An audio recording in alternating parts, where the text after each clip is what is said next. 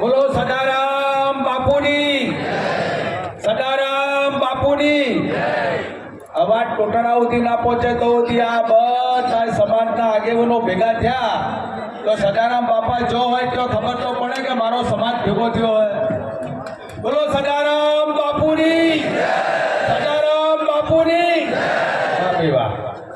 દિયોદર મુકામે ઠાકોર સમાજના સ્નેહ મિલનમાં ઉપસ્થિત આ વિસ્તારનું ઘરેણું, આ વિસ્તારની હંમેશા ચિંતા કરી તમારી વચ્ચે રહ્યા અને જેને દિલ્હીના દરબારમાં આપ મૂકવામાં સફળ થયા છો એવા વિસ્તારના બેન શ્રી માન જ્ઞાનીબેન ઠાકોર, જેમના થકી જેમના વડ મોક્ષને છે, જેમના પાવન ભૂમિમાં ભેગા થયા છે, જેમને વર્ષોથી જેમની જિજ્ઞાસાઓ હતી, જેમને સમાજ માટે આખું જીવન સમર્પિત કર્યું અને આજે ડગલે ને પગલે સમાજની વાતમાં જ્યારે વાત આવે ત્યારે કેશાજીભાઈ નંબર 1 ઉભા હોય એવા સમાજના વડોપ્રતિ મારા ભાઈ સમાન કેશાજીભાઈ, બેચરાજીના પૂર્વ ધારાસભ્ય અને હંમેશા સમાજની ચિંતા કરી છે એવા ભાઈ શ્રી ભરતજીભાઈ ટૂંક સમયની અંદર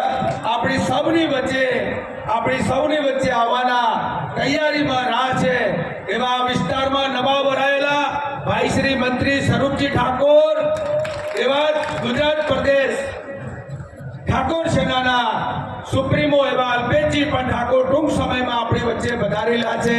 આ સમાજના સ્નેહ મિલનમાં ચંદનજી ઠાકોરના બધાને રામ રામ છે અને સદારામ બાપાની જય જય છે.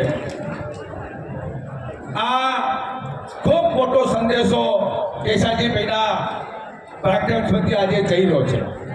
આજે ઠાકોર સમાજની એકતા, ઠાકોર સમાજની સમજણ અને આ ઠાકોર સમાજ જ્યારે એક મોડવે ભેગો થયો છે ત્યારે બનાસકાંઠામાં જ્યારે એનું બંધારણ નક્કી થવાનું હોય, એનો કાયદો બનવાનો હોય અને સમાજની એક નીતિ નક્કી થવાની હોય એવી જગ્યાએ આપ સૌ ભેગા થયા છો. આપ બંધારણને પાલન કરજો એવી વિનંતી કરવા માટે ચંદનજી ઠાકોર આવ્યા છે.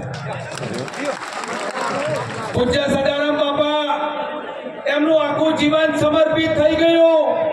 પૂજ્ય સદારામ બાપાએ આખા જીવન દરમિયાન આખા ગામડે ફરી દિયોદર તાલુકો હોય, બનાસકાંઠા હોય, પાટણ હોય, ઉત્તર ગુજરાત હોય કે ગાંધીનગર હોય, સદારામ બાપાએ આ ઠાકોર સમાજ વ્યસનમુક્ત બને એના માટેના તમામ પ્રયત્ન કર્યા અને મને સમજણ છે ત્યાં સુધી ઠાકોર સમાજમાં મોટાભાગની આહાર વિહાર અને દારૂની બંધીઓથી દૂર થઈ ગયો એ આ મારો ઠાકોર સમાજ સદારામ બાપાના પ્રતાપ છે.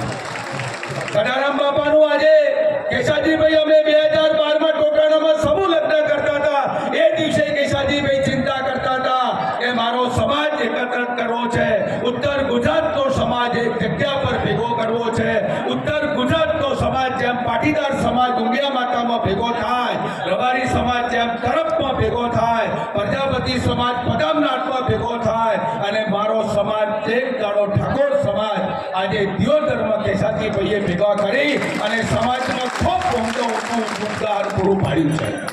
ઠાકોર સમાજની દીકરીઓને ભણવા માટે 400 થી વધારે દીકરીઓ ઠાકોર સમાજની હોસ્ટેલ પાટણમાં બની રહી છે. અહીં કેશાજીભાઈએ બનાવી અને અહીંયા કોંગ્રેસમાં પણ બની છે.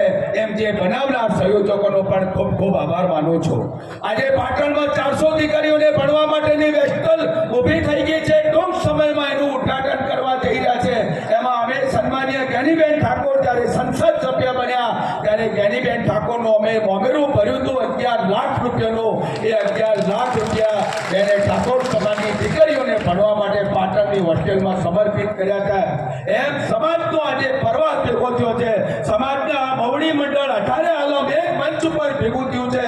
તમને બે હાથ જોડીને વિનંતી કરું છું કે આ સમાજ હંમેશા એક રહે, તાકાતવાળો રહે, આ સમાજને કોઈની નજર ના લાગે એવી તમે સૌ ચિંતા કરજો એવી આપ સૌને આહવાન પણ કરવા માટે આવ્યો છું.